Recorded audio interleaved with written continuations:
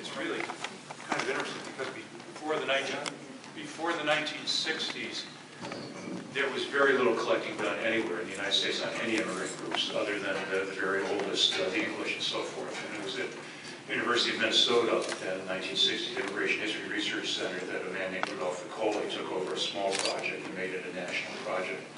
But at that point, many other organizations began to really focus on immigration history, and that's when the Western Reserve Historical Society really began focusing in the mid-1960s and created an ethnic archives project in 1971 and worked with many communities. And I think what we're talking about is many communities. I would go out, I've been there a long time, and I would go out, and my last name was Grabowski, which is Polish, and I would go to a Polish group and I said, well, we want your papers. And I said, well, why?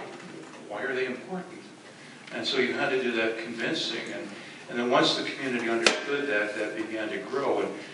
And some communities were fortunate. The Historical Society now has a Cleveland Jewish Archives that began at that same time, and that's now fully endowed.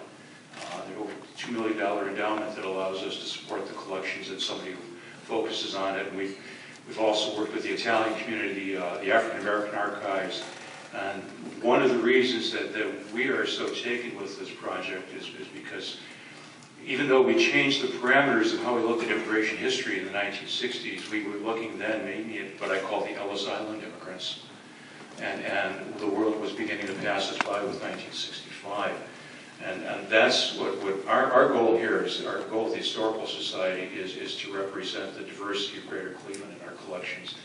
And what I find exciting is that when I look at the records coming from one group, I can look at the records coming from another group, and I can begin to see similarities as well as differences in stories. And one of the things we like to do is to look at our whole community as a community that works together, and by bridging these stories and bringing them together, it becomes really truly exciting. And as I said in my first remarks, it's been a real.